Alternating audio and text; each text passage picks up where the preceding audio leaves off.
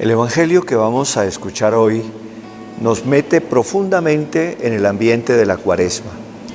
Si la Cuaresma es un tiempo de penitencia, de conversión, lo es precisamente porque nos preparamos para la Pascua.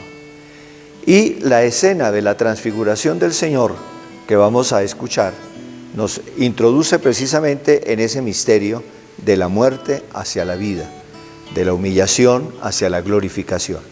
Escuchemos con atención. Lectura del Santo Evangelio según San Mateo. En cierta ocasión llamó Jesús a Pedro, a Santiago y a Juan su hermano, y los llevó a un monte alto y apartado, y se transfiguró delante de ellos. Su rostro se puso brillante como el sol, y su vestido se volvió blanco como la luz. De pronto se les aparecieron Moisés y Elías, que hablaban con Jesús. Pedro tomó la palabra y le dijo a Jesús: Señor, qué bueno que estemos nosotros aquí. Si quieres, hago aquí 3 enramadas, una para ti, otra para Moisés y otra para Elías. Todavía estaba él hablando cuando apareció una nube luminosa que se posó sobre ellos. Entonces se oyó una voz que salía de la nube y decía: Este es mi Hijo muy querido, en quien tengo mi complacencia. Escúchenlo. Al oír esto, los discípulos se postraron en el suelo, llenos de temor. Jesús se acercó, los tocó y les dijo: Levántense, no tengan miedo. Y al levantar la vista no vieron a nadie más que a Jesús. Cuando bajaban del monte, les ordenó Jesús que no contaran a nadie lo que habían visto, hasta que el Hijo del Hombre resucitara de entre los muertos. Palabra del Señor. En este segundo domingo de Cuaresma, la liturgia, con la proclamación de este Evangelio de la Transfiguración del Señor, quiere que nosotros entendamos profundamente el misterio pascual al cual nos estamos preparando. Inmediatamente después de haber anunciado a sus discípulos de que como Mesías tenía que padecer, morir, para luego sí resucitar, el Señor toma a algunos de sus discípulos y los lleva al monte frente a los cuales se transfigura. ¿Qué significa esto? En la transfiguración el Señor da a entender claramente que Él es Dios mismo. Su transfiguración, de tal manera que se vuelve absolutamente glorioso, está implicando que aun cuando va a morir, su muerte no significará su destrucción, podríamos decir así, como Hijo de Dios, sino todo lo contrario. Sería Él que había asumido nuestra naturaleza humana, con todo lo que implica de limitación, de debilidad, de fragilidad, de muerte, Él la transforma de tal manera que esa humanidad, asumida por Él, se transfigura, se hace gloriosa con la gloria misma de Dios.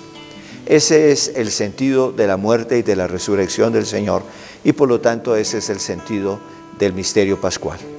Desmenucémoslo un poquito. ¿Qué significa el que el Señor Jesucristo haya padecido y muerto por nosotros?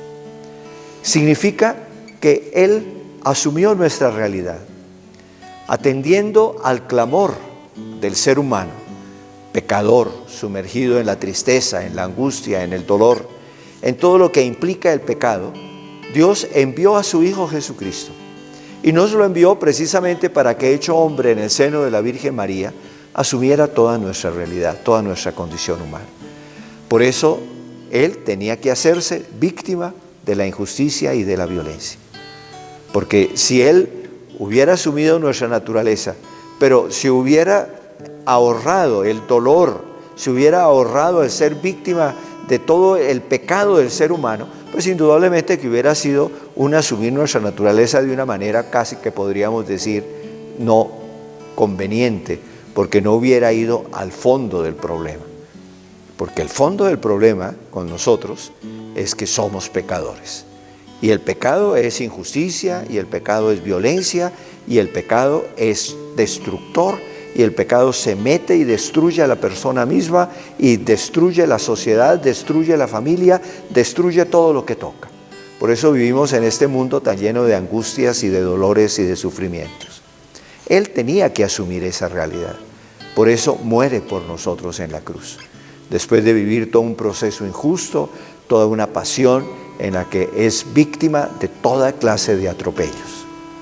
Pero precisamente porque Él, que es el Hijo de Dios, asume esa realidad, no la asume para dejarse vencer por ella, para dejarse aplastar por ella, sino todo lo contrario, para que asumiéndola Él la destruya y la transforme totalmente, de tal manera que la resurrección del Señor Jesucristo es precisamente esa transformación de la realidad humana. El ser humano, con la fe a Él, uniéndose a Él, adhiriéndose a Él por la fe, recibe el Espíritu Santo, recibe ese Espíritu nuevo que lo transforma interiormente, que le da un corazón nuevo, lo arranca del pecado, que es odio, injusticia, venganza, lo arranca del pecado y lo lleva a la condición de hijo de Dios y por lo tanto a la condición de ser capaz de amar de verdad a los demás, de perdonar, de reconciliarse, de ayudar, de ser solidario. Es decir, lo transforma interiormente.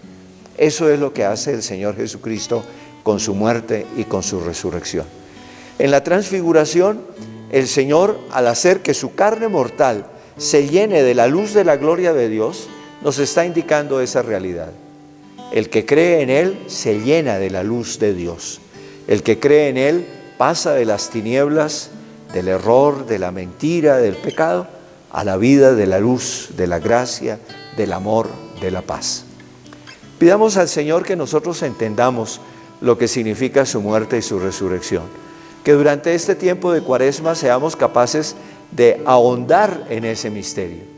Que la celebración de la Semana Santa no sea simplemente asistir a unos ritos que ni siquiera sabemos de qué se tratan.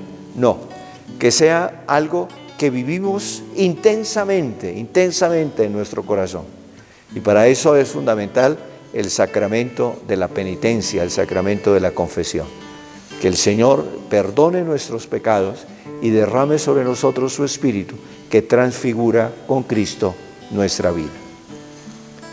La bendición de Dios Todopoderoso, Padre, Hijo y Espíritu Santo, descienda sobre ustedes y permanezca para siempre. Amén.